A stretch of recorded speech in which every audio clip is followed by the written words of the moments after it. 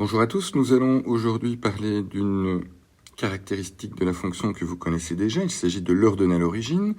Alors vous avez appris à la retrouver graphiquement. C'est la valeur de y au point d'intersection du graphe de la fonction et de l'axe OY. Et nous allons aujourd'hui apprendre à déterminer analytiquement l'ordonnée à l'origine d'une fonction. Vous allez voir, c'est relativement simple. Donc graphiquement, on fait juste un petit rappel. On est bien d'accord que l'ordonnée à l'origine, c'est l'ordonnée, donc c'est la valeur du y à l'origine. Et donc à l'origine, c'est quand x est égal à 0, du point d'intersection de la fonction avec l'axe des ordonnées, donc avec cet axe-ci. Donc quand x égale 0, on descend et on regarde quelle est la valeur du y qui vaut ici moins 2, et donc nous pouvons conclure que l'ordonnée à l'origine de cette fonction est moins 2. Analytiquement, eh bien, nous allons d'abord devoir vérifier que 0 appartient au domaine de f. Pourquoi ? Parce que si x égale 0 n'appartient pas au domaine de f, il est évident que la fonction ne sait pas croiser l'axe des ordonnées. Et donc, la première chose à faire, analytiquement, sera d'établir le domaine de f. Dans le cas de cette fonction-ci, nous n'avons ni dénominateur, ni racine carrée. Et donc, le domaine sera l'ensemble des réels. Et nous pouvons conclure que 0 appartient bien au domaine de définition de cette fonction f. Qu'est-ce que nous ferons ensuite ? Nous remplacerons simplement x par 0, parce que c'est bien l'image de x égale 0 que nous cherchons, et donc nous allons remplacer x par 0 dans l'expression et étudier f de 0.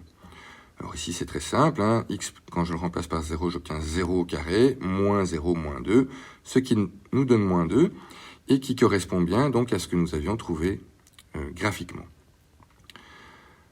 Alors, comment est-ce qu'on définit l'ordonnée à l'origine ? On dit simplement que c'est un nombre, b, c'est un réel, qui n'existe que si 0 appartient au domaine de f, et ce nombre b, ce sera la valeur de l'image de 0 par la fonction f.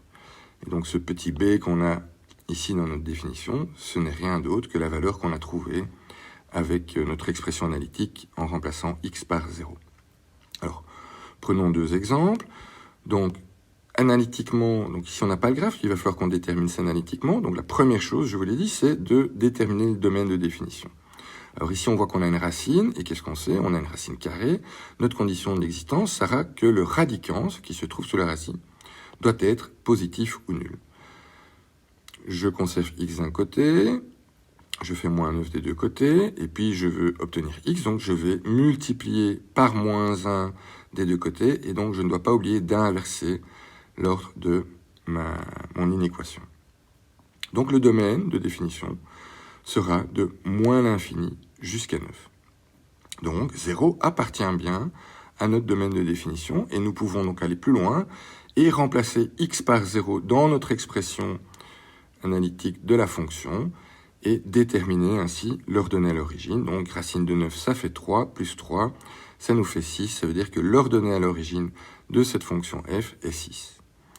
Regardons le deuxième exemple, il est très similaire, mais notre condition d'existence sera que x moins 9, notre radicand, soit plus grand ou égal à 0. Et donc on trouve que x doit être plus grand ou égal à 9. Notre domaine de définition sera donc l'ensemble des réels compris entre 9 et plus l'infini non compris. Qu'est-ce qu'on observe ? On observe que 0 n'appartient pas au domaine de définition de cette fonction, et donc il n'y a pas lieu d'aller plus loin. Simplement, la fonction n'existe pas en 0, et donc n'a pas d'ordonnée à l'origine. Voilà, ce qui clôture cette petite vidéo. J'espère que ça vous aura permis de comprendre ce qu'est l'ordonnée à l'origine d'un point de vue analytique. N'oubliez pas donc, on remplace x par 0. Bonne journée.